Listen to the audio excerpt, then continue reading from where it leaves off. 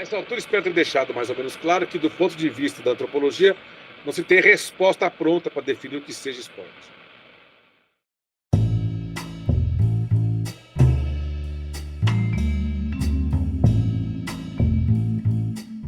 O significado de algo é o que nomeamos como conteúdo da palavra representante. Para simplificar, digamos que o significado é a ideia geral e, em contrapartida, o significante é o elemento material, a imagem. Um não vive sem o outro.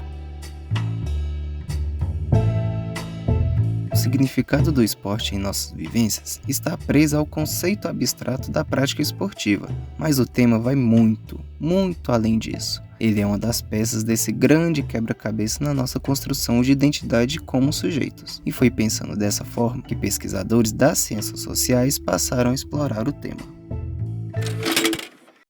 Bom, a essa altura você já deve estar sabendo que o Cancha FM é o podcast do Grupo Cancha. Ele é produzido por estudantes de Ciências Sociais da Universidade de Brasília. E nessa primeira temporada, estamos transformando os encontros que tivemos com pesquisadores e pesquisadoras do esporte ao longo de 2024 em episódios de podcast. Nossa pergunta norteadora foi: por que estudar esporte? E a partir disso, saíram os mais diversos encontros. Esperamos que gostem.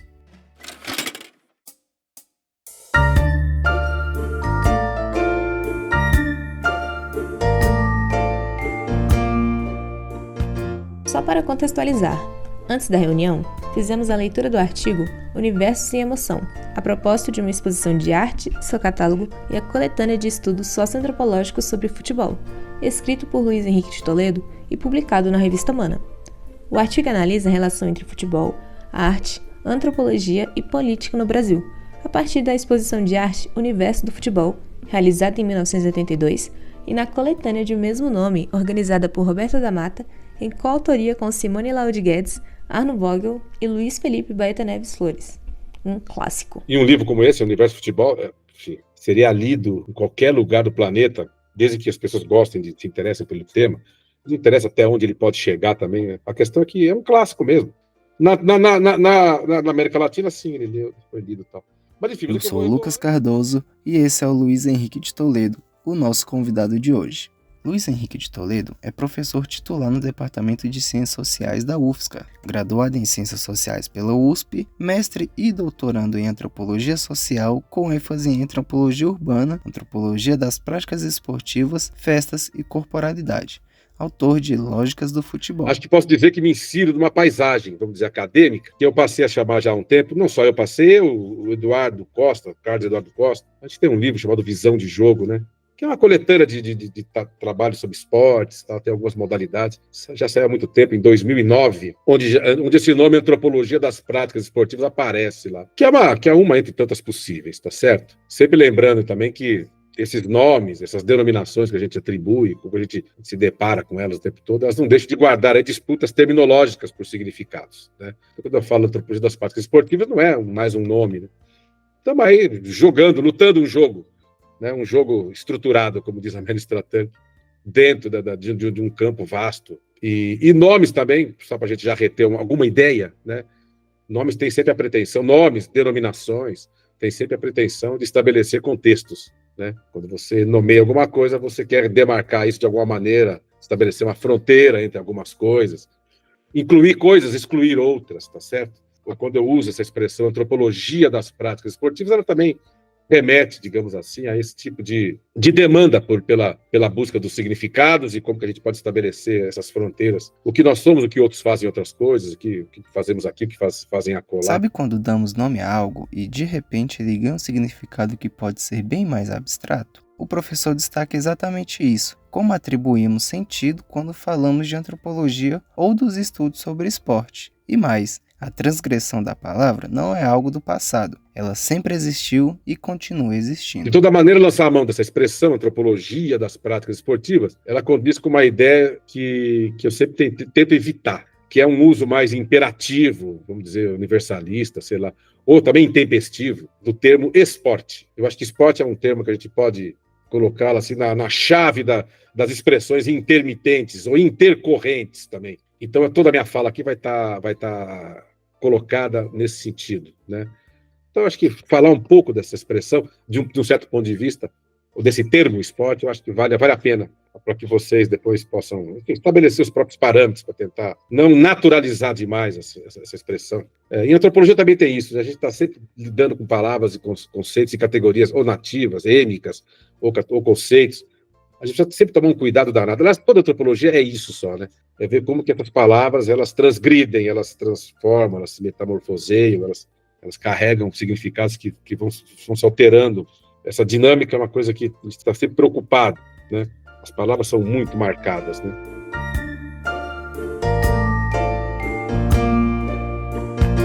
Recentemente, Luiz fez o que ele chama de balanço do conteúdo bibliográfico brasileiro de produções sobre futebol.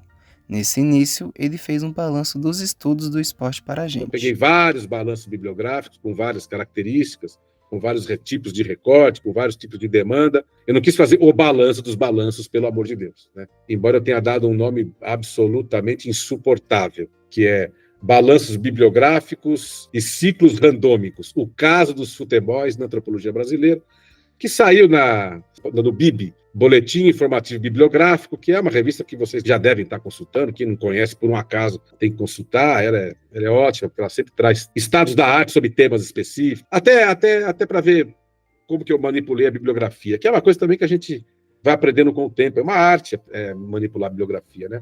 É uma arte de enganar o leitor também. Tem gente que faz isso muito bem, né? O que lidar, o que aproximar, o que distanciar. Essas questões é que movem um pouco os nossos interesses, né? Isso é um exercício, na verdade, intelectual que pode se tornar um dos exercícios mais criativos, né? Uma prática social vibrante como é o esporte pode ser observada por diferentes ângulos. Os autores que o Luiz traz exemplificam como podemos mobilizar a bibliografia nas nossas investigações. E dependendo dessa criatividade também, do ajuste de como a gente faz esses balanços, a gente pode até incluir autores aparentemente muito distantes dos próprios temas, né? Eu fico pensando aqui sempre no Durkheim, né? Esse totem das ciências sociais. Ele pode entrar, assim, no rol dos pensadores que auxiliaram aí a fundar esses estudos do lúdico ou dos esportes, né? Eu chamo especial atenção a uma noção que ele tem, que eu gosto muito. Cada vez eu gosto mais, na verdade. Já até conversei com especialistas, hiper especialistas em Durkheim, e é um termo que causa um certo desconforto entre esses especialistas, porque eles não sabem onde colocar esse termo no conjunto e no repertório da epistemologia durkheimiana. É curioso. Que expressão é essa? É a tal da efervescência social que o Durkheim usa. Ele associa essa expressão aos fenômenos religiosos, num livro importante dele, lá de 1912, que é As Formas Elementares da Vida Religiosa, né? Ele vai associar ela a outras no meio do texto. Ele vai falar em energia social, ele vai falar em eletricidade social, é demais. Mas ele usa para extrapolar e dizer que todo fenômeno coletivo, copresente, ele pode ser percebido a partir dessa ideia da efervescência social. Claro que ele vai trabalhar isso com rituais religiosos, mas a gente pode extrapolar isso para todo fenômeno coletivo, sobretudo copresente. Sei lá, né? Estamos aqui na internet, não tem coisa mais fria, mais anódina que isso aqui que nós estamos vivendo, né? Claro que nos trouxe grandes possibilidades de nos encontrarmos, mas a gente não consegue produzir uma efervescência aqui. Então, é uma expressão bacana. Eu penso sempre no Veblen, né, que é um autor do final do século XIX. Ele vai produzir um texto que já é clássico, chama A Teoria da Classe Ociosa, né? Curioso que ele também, o Veblen, associa as esferas do jogar a um tipo de irracionalismo coletivo, que não deixa, para mim, de antecipar um pouco essa ideia da efervescência simbólica durkheimiana. Só que ele faz isso, curiosamente também, agregado à dimensão econômica, né? Esse Veblen é danado, né? Tudo bem, é um texto de sabor evolucionista, facilmente a gente identifica e marca esse texto, né? Fala, é um texto datado, claro que é.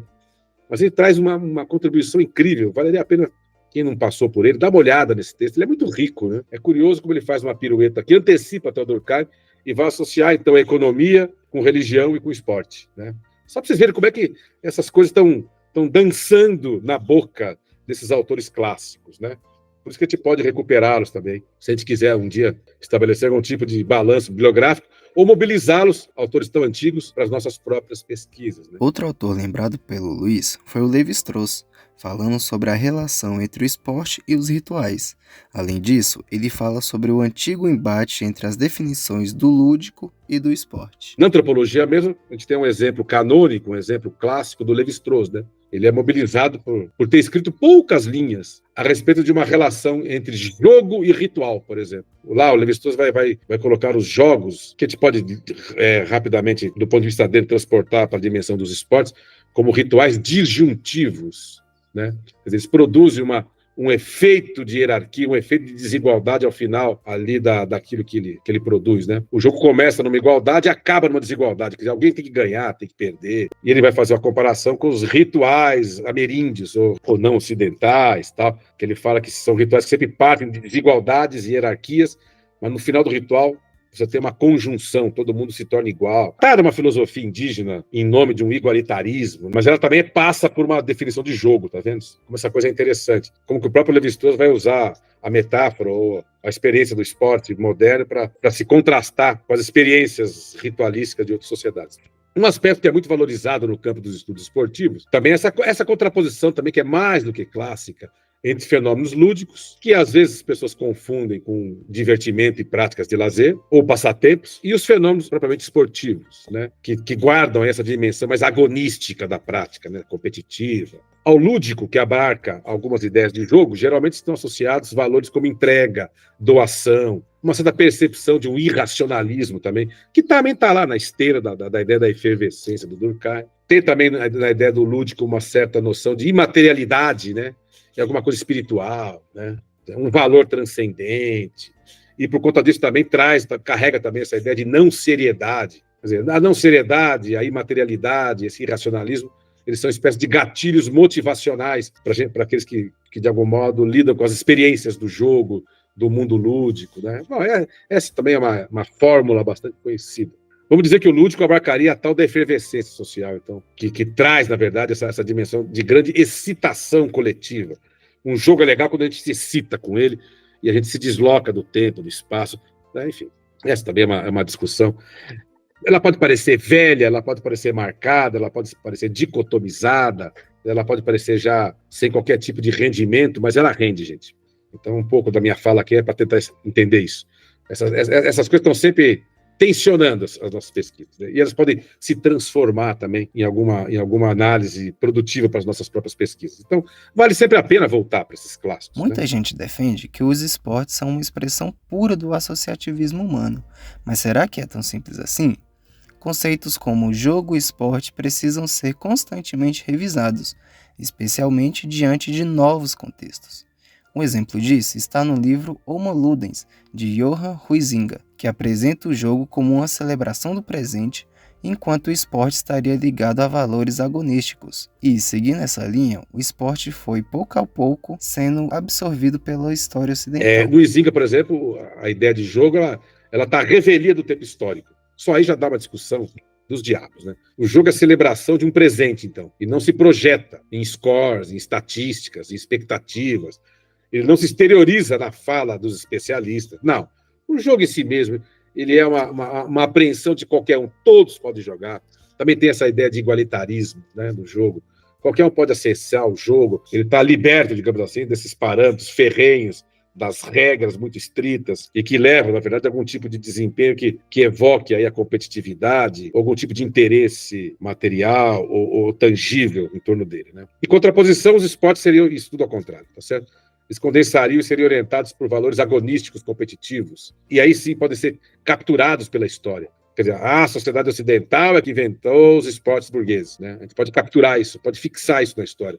Esportes já seria uma mistura de ordens sociais também. Enquanto o jogo, ele se refugia dele mesmo como uma espécie de ritual que celebra a própria vida, os esportes não. Os esportes já se misturam às dimensões econômicas, políticas, tal como Veblen já nos alertou lá em 1899. E, portanto, esporte é alguma coisa, alguma experiência que extrapola a mera fruição desinteressada. Sempre vai ter um interesse em jogo.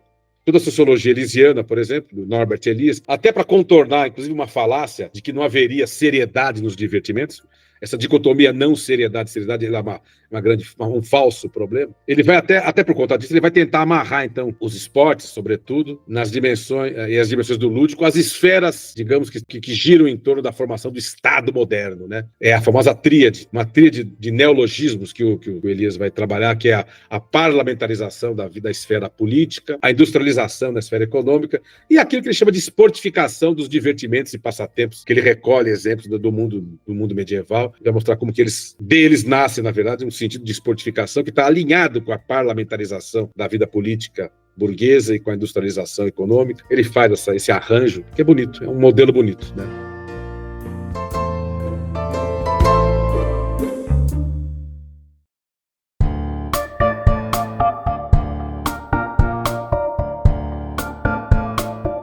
O jogo por si só é um ritual que celebra a vida em sua essência mais pura, mas o esporte é outra história.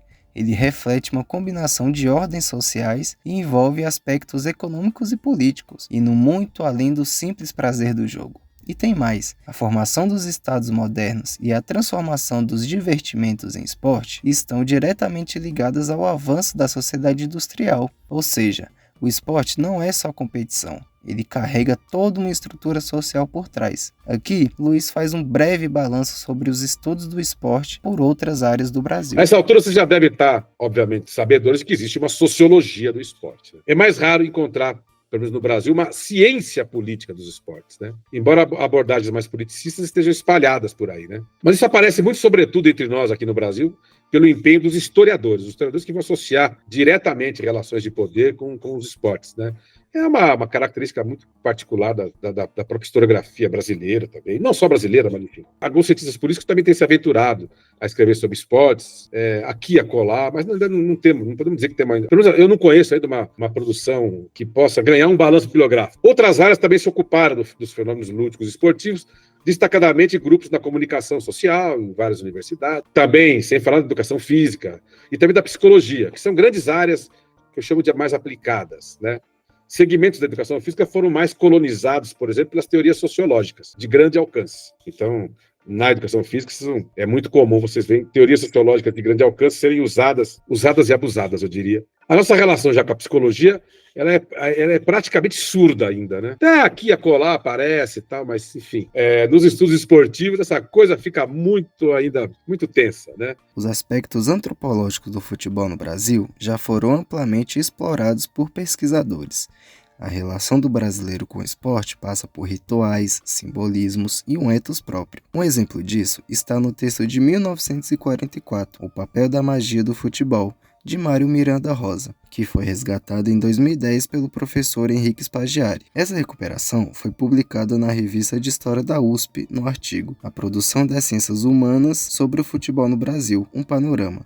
Ou seja, a relação entre futebol e identidade nacional tem raízes profundas. Só para vocês terem uma ideia, a formação do campo de estudos esportivos no Brasil e na América Latina abordaram os esportes a partir de associações específicas também. Se a gente pegar agora essas duas macro paisagens, embora seja um pouco errado fazer isso, pegar o Brasil e a América Latina, né? Nós temos essa mania, essa pretensão também de estabelecer essa dicotomia, mas enfim, ela existe de alguma maneira, sobretudo quando a gente pensa em esportes, né? E quando a gente pensa também uma questão que é geral para a América Latina inteira, que é essa relação entre identidade e nacionalismo, por exemplo. E o que identidade e nacionalismo se relacionam por exemplo, com o futebol, que é de longe o fenômeno de massa esportivo mais caro para a América Latina inteira. Quer dizer, pensando no Brasil, pensando na América Latina, é errôneo, porque a América Latina também são tantas coisas dentro dela, né? A gente pode visualizar dois cenários muito distintos, né? Pelo menos até pouco tempo. Na literatura acadêmica latino-americana, observa-se uma perspectiva bem mais politicista, né, dos estudos sobre esportes, que vão alinhar muitas relações entre sociedade e futebol, e temas correlatos como identidades, nacionalismos, poder, ditaduras, conflitos. Claro que essas coisas aparecem também na literatura brasileira, mas na literatura latino-americana isso realmente é o fulcro, quase que vertebra os estudos sociológicos, menos antropológicos, mas sociológicos, sobretudo, sobre esportes, né? Hoje também os temas de gênero vão aparecendo com muita força, né? Já na literatura acadêmica brasileira, detecta-se alguns movimentos esparsos, né, tratando as dimensões do lúdico e a apropriação dos esportes, antes mesmo daqueles autores que depois protagonizaram os primeiros momentos mais heróicos desses estudos sobre futebol no Brasil, sobre esportes, né? Que poderíamos situá-los entre os anos 70 e início dos anos 80. Eu estou aqui falando especificamente desse movimento em torno do da mata. Mas é claro que antes disso, obviamente antes disso, apareceram também ensaios sociológicos aqui e acolá, que também lidaram com o tema, né?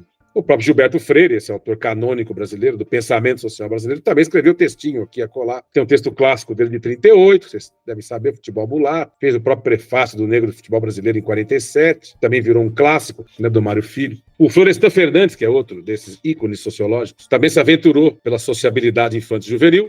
Tem aquele famoso texto As Trocinhas do Bom Retiro, que são escritos juvenis dele de 44 e depois foram publicados também em 47. Então, essa década de 40, de 38 para frente, na década de 40, você tem uma produção interessante que valeria a pena até alguém parar um dia e estudar isso num conjunto, para ver o que de alguma maneira eles se produzem a si mesmos como um contexto. Tem o Anatol Rosenfeld, que é outro também, um crítico literário, que também teve pelo Brasil, que também, obviamente, legou um ensaio já na década de 50, né? Acho que é 56, que é um texto sobre futebol, que está no Negro, Macumba e Futebol, também é um livro que me conta por aí, sempre reeditado e vira um clássico também. De todo modo, são trabalhos que mais ou menos lidaram com aspectos antropológicos da ideia de que o homem brasileiro está associado a uma cultura brasileira. Eu digo um homem no sentido genérico, claro que é um homem, uma mulher e tal, mas enfim, percebam que também essa é uma expressão deles mesmos, né? Então, noções ou conceitos como cultura e subtemas muito antropológicos, tais como rituais, simbolismo, ethos, sociabilidade, raça, identidade, eles fluidificaram em demandas menos relacionadas as questões e temas sobre poder e política. Ao compararmos os estudos dos esportes no Brasil a outros países da América Latina, veremos que seu início teve uma configuração diferente por aqui. No Brasil, ele chegou com um viés culturalista. Ao contrário de uma entrada mais politicista, que aparece evidentemente na América Latina, aqui nós temos essa ideia da cultura, que traz um pouco essa pecha, esse palavrão chamado culturalismo para dentro dos estudos de futebol e tal. Quer dizer, hoje, claro que os temas de política, de poder, eles aparecem também numa sociologia do esporte, numa antropologia do esporte, mas aí se valoriza o quê? Se valoriza a criatividade cultural no fomento de marcadores simbólicos que sempre são selecionados e rearranjados em projetos de poder. Então, quando a gente fala em poder diretamente na antropologia, a gente não traz o Estado diretamente como o grande vetor, o protagonista das coisas que nós queremos estudar. Chama a atenção que aparece novamente essa noção de contexto. Então, o poder, para nós, é sempre alguma coisa a ser disputada contextualmente. A sociologia, como já dizia Lévi-Strauss, faz a ciência do observador. E é nesse jogo de observador e interpretar a realidade que a gente entra quando fala sobre esporte. O interessante é que o uso da palavra esporte e a maneira como ela é metaforizada estão profundamente ligados ao contexto em que é inserida. Ou seja, não é só sobre o que é o esporte, mas também como ele é visto e interpretado dependendo da sociedade e da cultura em que ele aparece. Então nós buscamos não exatamente, só para fazer uma provocação, uma teoria da prática, mas o que a gente gosta de fazer é uma teoria dos praticantes, né? Não partimos da ciência, a sociologia, a nossa. Mas a gente quer ver como que existem outras sociologias ou outras antropologias que podem ser feitas às nossas próprias custas. Assim como também não ousamos falar sobre uma teoria do Estado, né? Pelo menos eu, na antropologia. Mas focamos sempre em experiências concretas que podem estar relacionadas às ações estatais.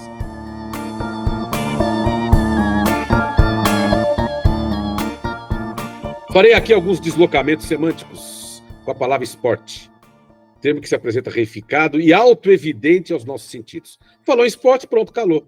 É uma palavra que alguns autores chamam de convencionalizada.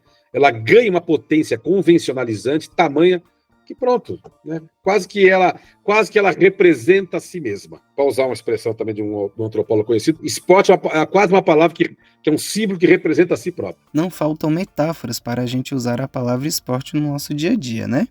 O próprio Luiz, por exemplo, prefere usar o termo esportividade, e ele tem uma explicação bem interessante para isso. O senso comum é um lugar, um manancial inesgotável de onde nós mineramos nossas ideias e criatividades, né?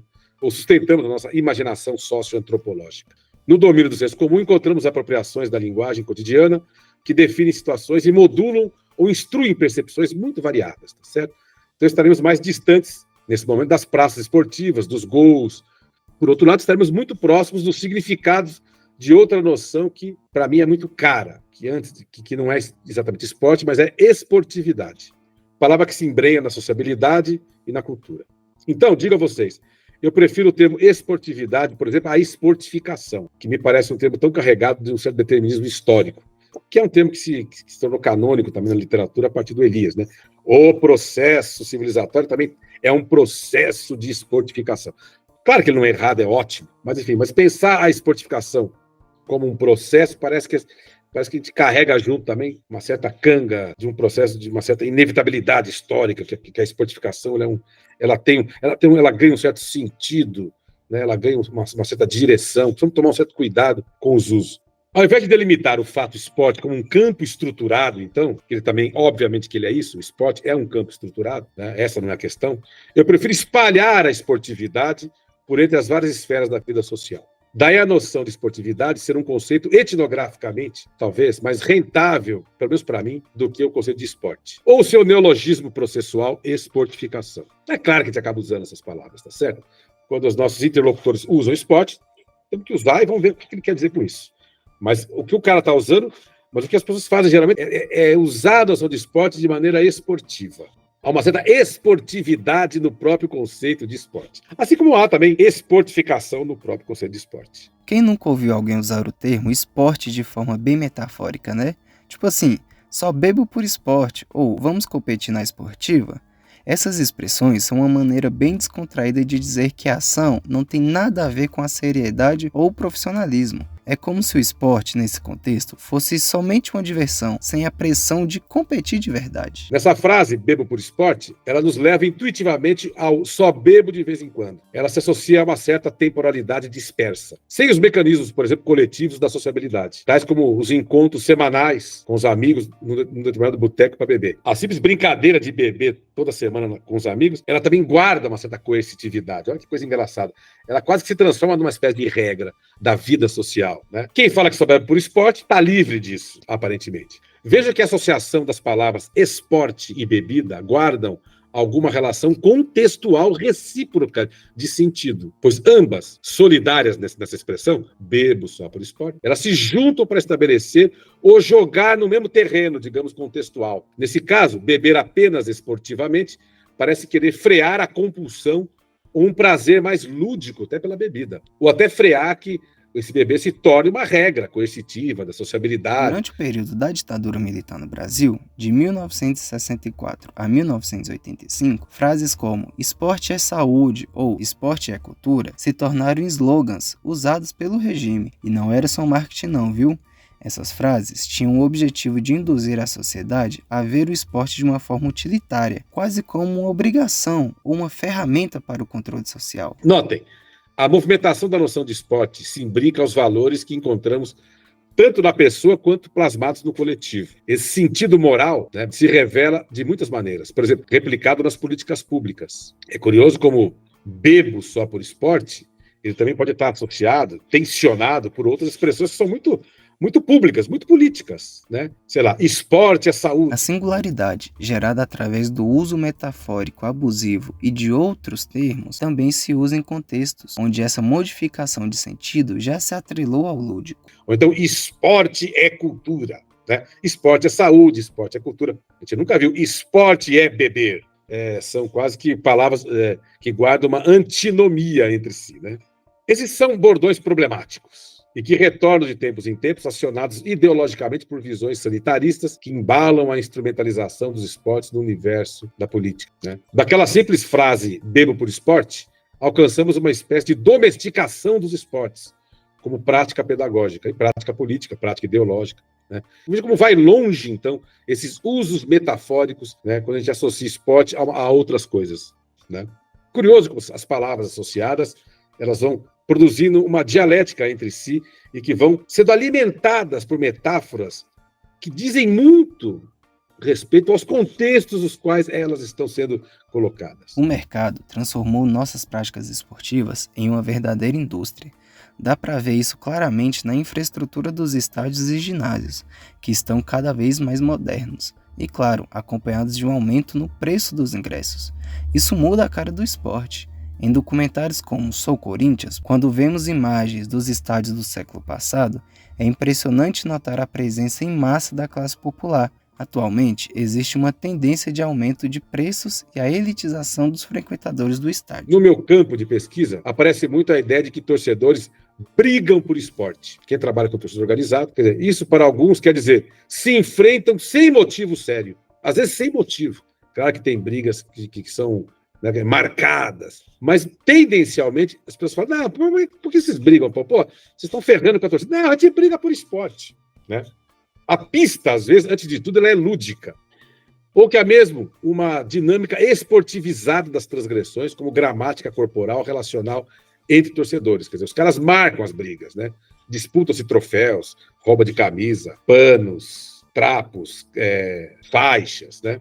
E até algum tipo de estatística também que embala e ampara essas brigas. Ou, comumente, ouve-se que alguns PMs que promovem a famosa segurança nos estádios de futebol batem em torcedores só por esporte. Essa é uma expressão também que a gente escuta muito em contexto do futebol, né?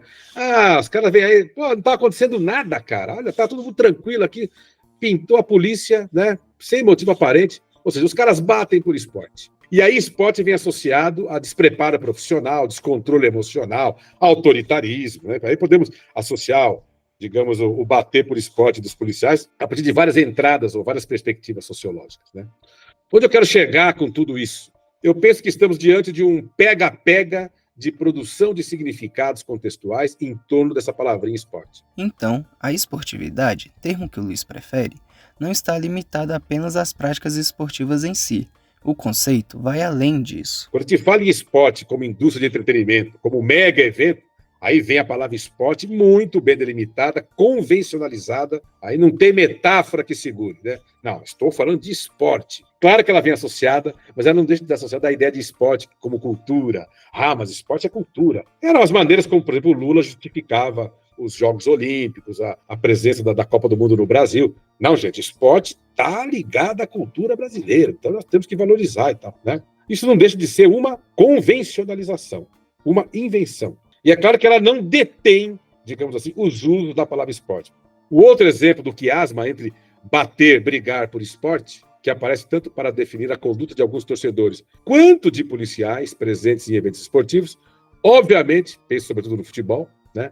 Ela também é outro caso notório dessas remetaforizações. O que coloca também em jogo essa relação muito íntima entre torcedores e PM. Né? Onde tem PM, tem torcedor, onde tem torcedor, tem PM. Então, esporte é uma palavra que está sob o risco da sociabilidade e das expressões cotidianas e experimentações, em ato, sobretudo. Pode vir carregada de muitas ambiguidades, ironias, malícia. Numa só palavra, ela pode estar carregada de ludere, que é a expressão que encaminha a gente a pensar o mundo lúdico, o mundo do entretenimento. Ludere quer dizer justamente ilusão. Percebe-se, então, que podemos abordar as práticas da esportividade, então, eu estou tentando abandonar a palavra esporte, a partir de parâmetros muito diferentes.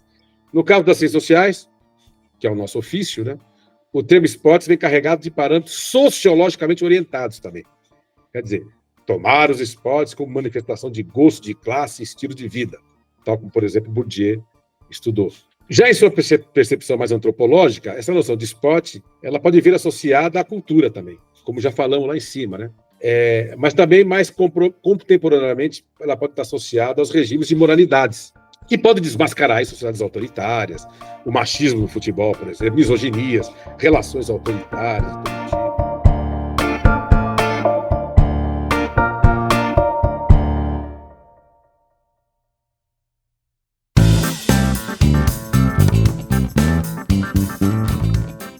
Luiz comenta que o questionamento sobre por que pesquisar futebol sempre o acompanhou em suas pesquisas. Já me disseram várias vezes, para que fazer pesquisa com futebol se é de conhecimento de que tudo no futebol se resume a interesses econômicos e políticos? A gente sabe disso, a fórmula já está dada, para que estudar futebol? Como é que a gente pode responder diante dessas questões que vão aparecer para vocês, inclusive? Eu respondo, sim, eu sei, mas o que pode interessar a um sociólogo ou antropólogo é como são constituídos esses interesses. E se eles apontam para regimes de moralidades, valores de classe, de gênero, de relações possíveis, quando associamos futebol ou os esportes com política, com economia, com cultura, ou com temas como intolerância, identidades, etc. A questão é como que essa palavra vem junta. Como que essas palavras, futebol, esporte, elas vêm associadas a outras.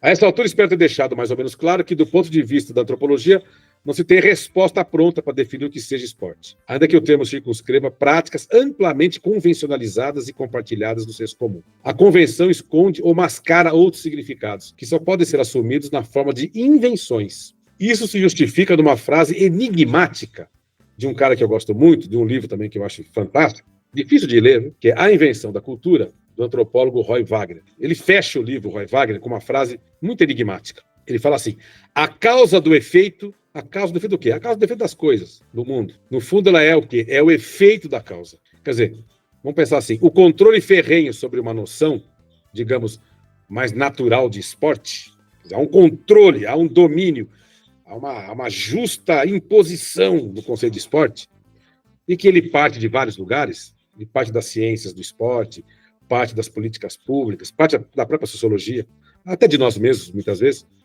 Então, quer dizer, esse ferrenho controle da noção de esporte, ele traduz no ferrenho expediente de controlar as fronteiras do próprio conceito de esporte, que nós elaboramos inadvertidamente, justificado como uma prática convencionalizante.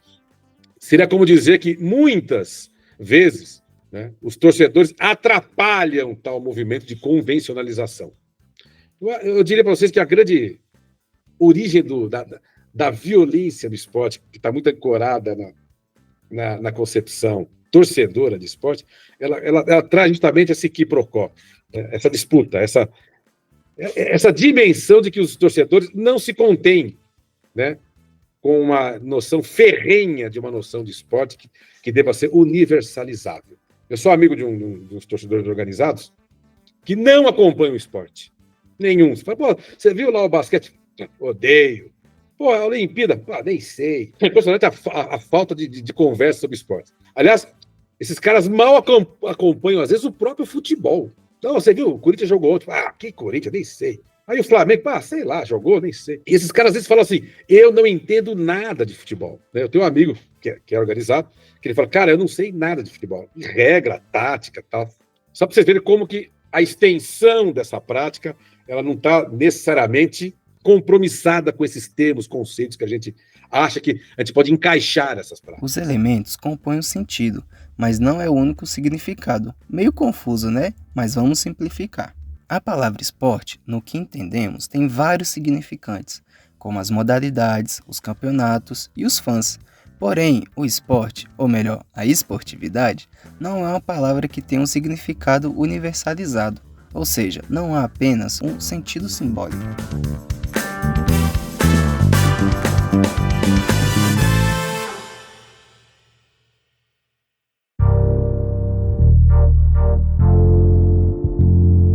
Então, para finalizar, o Luiz traz uma reflexão sobre a comunicação entre os conceitos e a palavra esporte, indicando possíveis caminhos epistemológicos para a pesquisa no campo do esporte. Esse mesmo antropólogo aí, o Roy Wagner, ele oferece uma lacônica, uma divertida até conceituação do que é contexto. O que é contexto para o Roy Wagner? Ele fala assim, ele falando aqui, abre aspas, os elementos de um contexto convencionalmente reconhecido, claro, e há convenções para estabelecer um contexto, ou seja, regras, símbolos que marcam aquele contexto. Sei lá, quando você entra num McDonald's, você sabe que tudo aquilo é o McDonald's, tá certo? O mundo McDonald's é um mundo que representa a si mesmo, né? Os elementos de um contexto convencionalmente reconhecido parecem se pertencer mutuamente, né? Essa é a ideia bacana do Roy Wagner. Aí ele dá um exemplo bem tolo, mas é bem divertido. Assim como o elefante, lona, palhaço, acrobata pertencem a um circo. Acrescenta-se ainda que ele vai falar o seguinte: qualquer elemento simbólico pode ser envolvido em vários contextos, motivando a assunção de significados tomados ilusoriamente ou inventivamente por primários em cada contexto. Não sei, citem aí um signo que me remete diretamente ao contexto do circo. Alguém vai falar palhaço. Opa, boa, palhaço. Outros são menos, né? Ninguém vai falar assim, circo. O cara vai lembrar da lona. Talvez a lona sim, mas elefante talvez menos. É mais ou menos dizer que o termo esporte para o Ministério dos Esportes não pode ser o mesmo quando associamos esse termo a torcedores. É isso. Ninguém vai falar assim, torcedores. Ministério dos Esportes. Não é uma associação imediata. Associar torcedores ao Ministério dos Esportes. Embora o Ministério dos Esportes queira muito associar a sua prática política as suas políticas públicas de esporte aos torcedores. Agora, vai num contexto de torcedores de futebol, vai beber com torcedores, na beirada de um campo de futebol, e pergunta lá, torcedores, que palavra que se associa a essa? Ah, o cara vai falar briga, violência, o inimigo, o flamenguista que eu não gosto, o corintiano que eu odeio, o palmeirense que eu execro. Então perceba como é interessante a ideia de contexto do Roy Wagner, ela permite a gente perceber como que os elementos de um contexto se colocam mutuamente em relação. E qual que é a graça disso? Os contextos, os signos, as coisas, elas nunca são as mesmas. Mesmo os termos sendo os mesmos. São elementos tão diferentes, mas quando estão juntos num contexto, uns colaboram para a produção do contexto, uns com os outros, né? Essa ideia boba de coisas distintas se pertencerem mutuamente, de algum modo, diz algo distinto do registro da ordem das classificações simbólicas em que coisas representam elas mesmas, né? A gente sempre escuta falar aí por aí, torcedor é torcedor. Ou então, futebol é futebol. Ou então coisas mais graves, jogar é jogar, torcer é torcer. Isso está no senso comum epistemológico da natureza daquilo que nós estamos estudando, daquilo que nós estamos investigando em antropologia do esporte, sociologia do esporte, essas coisas todas. Essas classes de coisas guardam princípios de reversibilidade ou extensões umas das outras, quando formatam um contexto, e podem ser tomadas a partir de atos de reavaliação. Reavaliação do quê? De significados, né, que operam num sentido de desconvencionalizar os significados primários das coisas. Toda palavra ela pode ser alienada, ela pode virar outra coisa, ela pode representar outra coisa. Mas ao representar outra coisa, ela muda o significado. E ela concorre para estabelecer relações com outras coisas. É nessa direção que podemos dizer que existem tantos torcedores do futebol quanto o futebol dos torcedores. Nós estamos falando da mesma coisa? Não estamos falando da mesma coisa. Os torcedores do futebol podem nos levar a pensar muitas coisas. Agora, o futebol dos torcedores nos leva a pensar coisas, às vezes, díspares da primeira expressão. Ou também podemos pensar o futebol de mulheres, mas podemos pensar o futebol das mulheres, né? Que se impõe como uma reclassificação da primeira expressão. Não são só maneiras de dizer. O modo como a gente associa essas palavras, isso vai produzir ou vai intuir que a gente tenha que perceber um novo contexto a ser explicado, a ser trabalhado, a ser pesquisado, né, a ser sociologizado, antropologizado e essas coisas que a gente faz. A condição artística de se pertencer provisoriamente ao mesmo contexto faz palhaço e elefante pactuarem, inclusive, com os objetos do ambiente. E importa observar em contexto como esses elementos se comunicam, portanto. O conceito de esporte, ou de futebol, ou de jogador, ou de torcedor, são distorcidos a depender do contexto. Eles sofrem uns em presença dos outros e passam a constituir novos contextos. Enfim, é isso que eu queria falar para vocês.